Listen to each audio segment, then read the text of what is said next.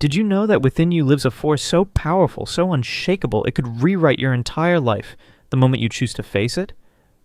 It's not fantasy. It's not wishful thinking. It's real. And it's been waiting for you all along, hidden beneath everything you've been told to suppress. The world might have taught you to smile, to perform, to keep things neat on the outside, but deep down, something wild and beautiful has always been calling. It's the part of you that you were taught to fear. The part you were told was too intense, too sensitive, too angry, too emotional, too much. But that part isn't your weakness. That part is your power locked in silence. Carl Jung called it the shadow. Not because it's evil, but because it lives in the dark, ignored, unloved, misunderstood. And the moment you stop running from it is the moment you start remembering who you are. Think about the people who walk into a room and somehow everything shifts. They don't need to speak loudly or prove anything. There's just a presence, depth, something real, and it draws you in without effort. You can feel it in your bones. These people aren't pretending. They've faced themselves. They've embraced the very parts they once tried to bury, and that wholeness is what makes them shine. Most never go there. Most avoid the mirror. Because what lives in the shadow can be uncomfortable. It holds the jealousy you deny, the fear you hide, the rage you swallow, the loneliness you refuse to admit. But it also holds your forgotten brilliance, your creativity, your passion, your fire. The parts of you that never fit in, that were never validated, that you shut down just to be accepted. They're still inside, waiting. And here's the truth no one tells you. What you don't accept in yourself controls you. It leaks out sideways as anxiety, as tension in your relationships, as that voice in your head that says you're not enough. But when you stop pretending and finally turn to face it with compassion, everything starts to change. Healing doesn't begin with fixing. It begins with seeing, with feeling, with allowing. And when you do, you realize you were never broken. You were fragmented, scattered, torn between who you are and who you were told to be. And the moment you stop fighting yourself is the moment you become whole. Your shadow isn't a flaw, it's your compass. It knows where you abandoned yourself. It knows what you're still afraid to feel. And it knows the way back home. Integrating it doesn't mean becoming someone else. It means becoming fully you, unfiltered, unedited, alive. It's not easy. You'll have to sit with memories you pushed away, feel things you've been taught to numb. But on the other side is something rare. A freedom that can be taken because it doesn't depend on anyone else. It's the kind of freedom that shows in your eyes, that lets you walk into the world without armor, that allows you to speak with honesty, love without fear, and lead with authenticity. That's what happens when you stop splitting yourself into acceptable and unacceptable parts. You stop leaking energy. You stop performing. You start living. If you've ever felt like you're too much or not enough, if you've ever felt torn between the face you show the world and the truth that lives in your chest, then maybe you're not broken. Maybe you're awakening. Maybe the part of you you've tried its hardest to silence is the very part that holds your magic. And when you start owning that, people notice. Not because you become louder, but because you become real. You stop apologizing for who you are. You stop shrinking. You stop pretending. And suddenly the world doesn't feel so heavy because you're not carrying the weight of your own rejection anymore. But here's where it gets deeper. Ever wonder why certain people get under your skin? Why someone's arrogance, neediness, or drama bothers you more than it should? It's not just about them. It's about you. What we judge most harshly in others often points to what we've denied in ourselves. That's your shadow talking, whispering, screaming. Maybe the person you can't stand because they crave attention is reflecting the part of you that longs to be seen. Maybe the arrogance you find unbearable is just a mirror for the confidence you were told was wrong. These emotional triggers are maps. They guide you straight to the parts of yourself you've abandoned. Every irritation, every judgment, every I can't stand when people is your unconscious trying to get your attention. It's not trying to shame you, it's trying to free you. Because the moment you stop pointing fingers and start asking why it hurts, you begin reclaiming your power. And that's the real journey. Not to perfection, but to integration. Not to becoming someone else, but to remembering everything you already are. Because the truth is, you were never meant to live half a life. You were never meant to dim your light so others wouldn't feel uncomfortable. You were born to burn fully, wildly, unapologetically. And the moment you stop hiding is the moment everything changes. There's something lurking just beneath the surface that you don't want to look at. Not because you're weak, but because it terrifies you to think that what you hate most in others might live inside you too. Carl Jung knew this well. And as he said it plainly, without judgment, what you refuse to face in yourself, you'll see projected onto everyone else. And until you stop doing that, until you stop pointing your finger outward, you'll stay trapped, reacting to your own reflection, thinking it's someone else's fault. But the moment you pause and turn that gaze inward, the moment you ask yourself, why does this person bother me so much? What are they reflecting that I haven't accepted in myself? Something shifts. Something sacred opens. That question becomes a doorway, not to shame, but to freedom. Picture someone who irritates you to your core, not just a mild annoyance, but someone whose behavior makes your blood stir. Maybe they're arrogant, maybe they're overly emotional, maybe they seek validation in ways you've always found pathetic. Hold that person in your mind. Now take a breath, and instead of judging them, ask, where have I done this? Where in me lives that same energy? The ego will resist. It will try to defend, to explain it away, to say, I'm not like that. But if you're honest, if you let your guard down for just a moment, the answer will come. And it will be uncomfortable. But it will also be your first real taste of liberation. Because the truth is, what you judge the most in others often points straight to the parts of yourself you've buried alive. And when you begin to reclaim those parts, not just acknowledge them, but own them, you stop being a victim to your triggers. You stop being ruled by unconscious reactions. You begin to lead yourself. But here's where it gets even more profound. It's not just the darkness we project onto others, it's the light too. The creativity, the boldness, the charisma, the freedom we admire in others. Those live in us as well. We just don't believe we're worthy of expressing them.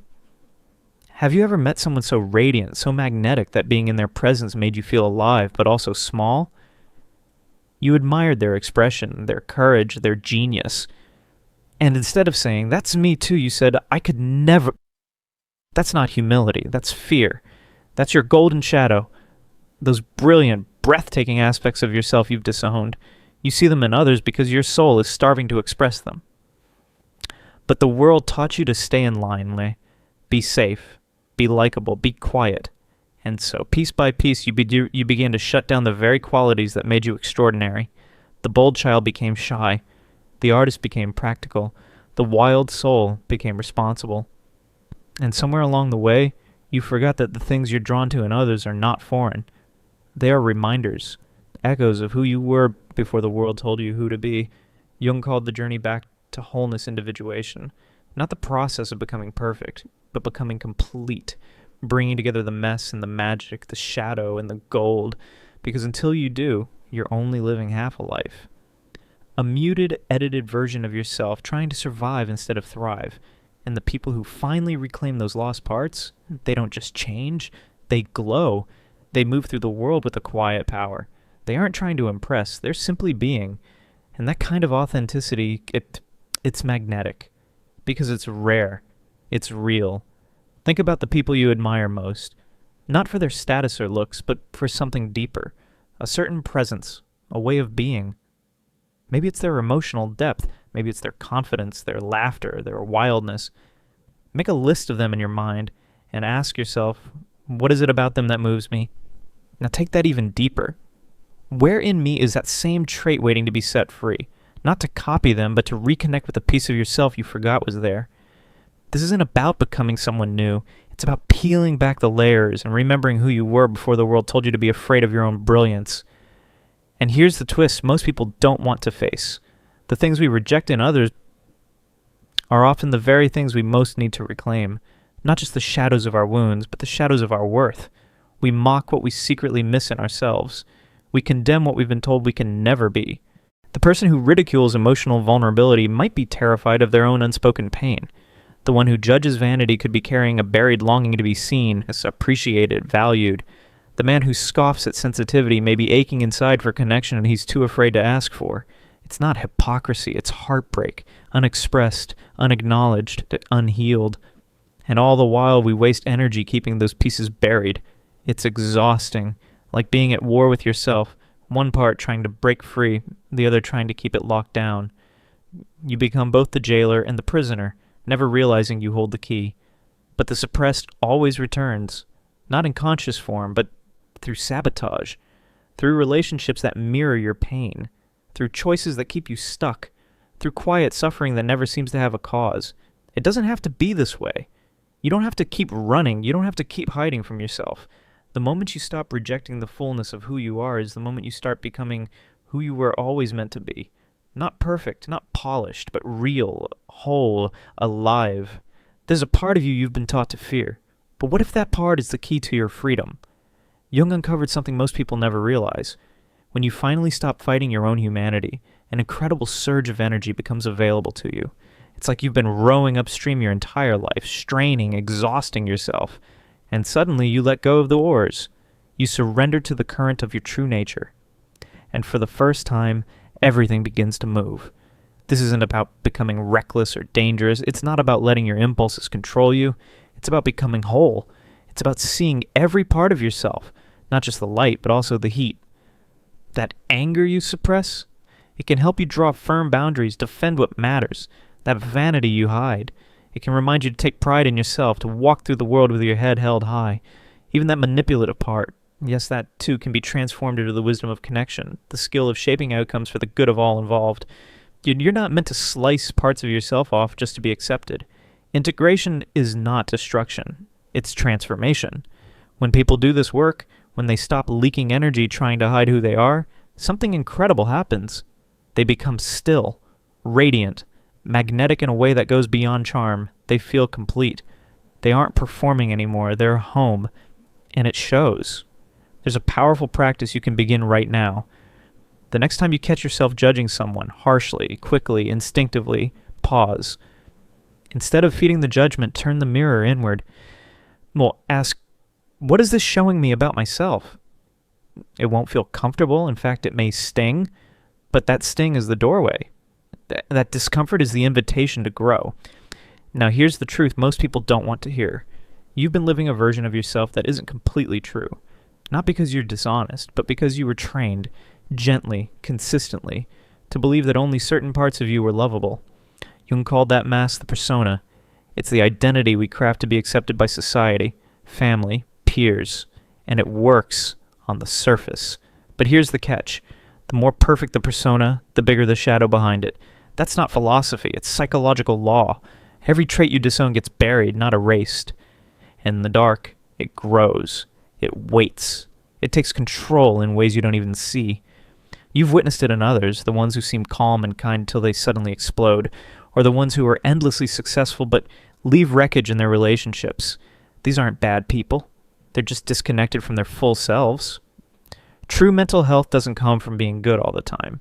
It comes from being aware, from knowing what's in you and choosing how to live with it. Wisely, consciously, courageously. And here's the paradox. When you stop trying to be perfect, you become more real, more attractive, more human.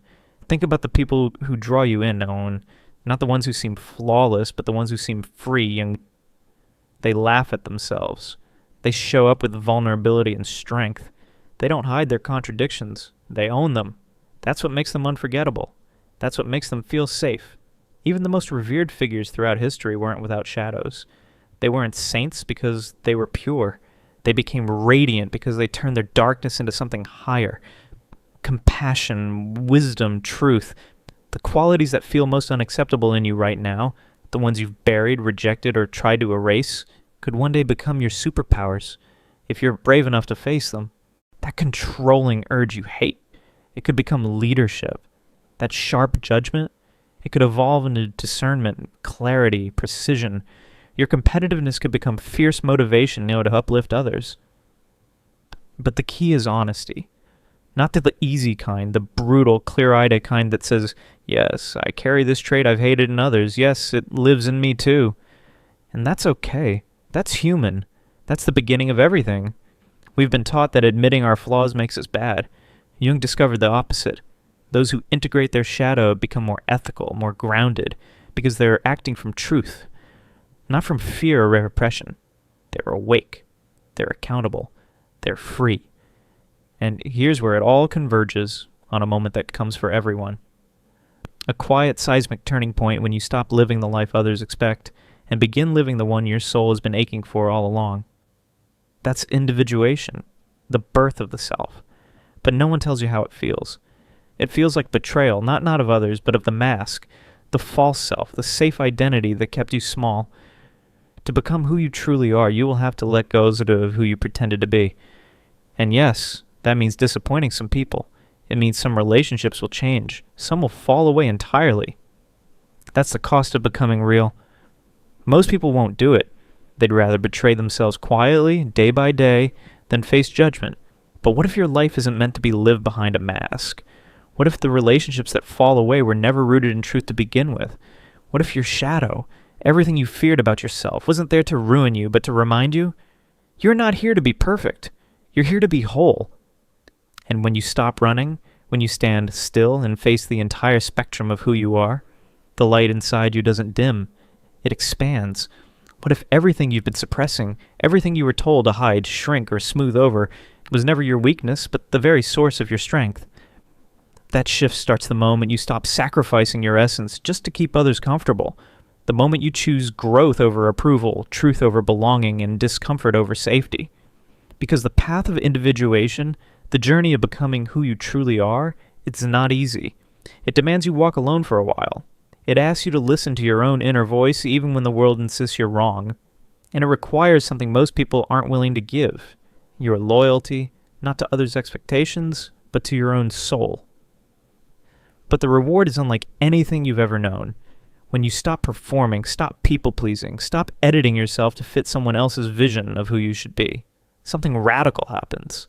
You begin to attract those who see you, not your mask, not your curated personality, but the raw, honest, unfiltered you. And those are the relationships that don't drain you, don't trap you, don't require you to fragment yourself just to be loved. Those are the ones that feel like home. There's a power in people who have integrated their shadow, a calm intensity, a kind of presence that doesn't ask for attention but commands it naturally. They're not pretending to be perfect. They're not bending to fit. They're just fully present, and that presence is rare. Like diamonds, they have been shaped under pressure, refined by fire, made luminous by everything they once tried to hide. Jung understood that true influence doesn't come from how polished you appear, but from how whole you are. Those who change the world aren't flawless. They're fearless in facing what others avoid. They've stopped asking for permission to be themselves. And in doing so, they give others permission to do the same. So here's a challenge. A small, quiet act that could change everything. For the next 24 hours, just notice. Notice the moments you shrink. The moments you silence yourself just to avoid friction. The moments you laugh at something you don't find funny. Agree when you want to say no. Or keep the peace at the cost of your truth. Don't judge yourself. Don't try to fix it. Just witness. Because noticing is the first light that reaches the shadow. You can't shift what you don't see. You can't heal what you keep hidden. And you will never become whole by continuing to abandon yourself. This isn't a quick fix. It's not a self-help tactic. It's a lifelong practice. A deep, courageous returning to the parts of yourself you've left behind. The angry parts, the wild parts, the fearful parts, the gifted, glowing, untamed parts that were never meant to be hidden in the first place. And when you start that journey, when you begin to meet yourself without flinching, everything begins to change. Your relationships, your purpose, your capacity to create and love and lead. Jung once said, everything that irritates us about others can lead us to an understanding of ourselves. That wasn't just a quote, it was a mirror. Every time you're triggered, judged, unseen, or misunderstood, there's something inside you asking to be healed, reclaimed, and brought home. The shadow isn't here to harm you. It's here to wake you up. Yes, it holds your pain, but it also holds your wisdom. It reveals the path, not through suppression, but through radical self-responsibility. Every person you judge is a teacher. Every trigger is a map. And your golden shadow, the brilliance you admire in others but haven't dared to express, is waiting for you to say yes. Because the war you've been fighting with yourself doesn't need to go on. The moment you sit down with your shame, your rage, or your fear, not to fix it, but to feel it, is the moment you take your power back. You stop reacting and start responding. You stop abandoning yourself and begin to stand in the truth of who you are. And from that place, you don't beg for love anymore. You radiate it. You don't chase validation. You embody it. And here's what's even more beautiful. When you do this, others feel it. they start to shift too, because authenticity is contagious. Presence is a revolution. It doesn't require noise, just truth. Just one person choosing to live with integrity, and suddenly the air around them starts to change. You don't have to be fully healed. You don't have to be perfect. You just have to be real. That's what lights up a room. That's what makes others feel safe.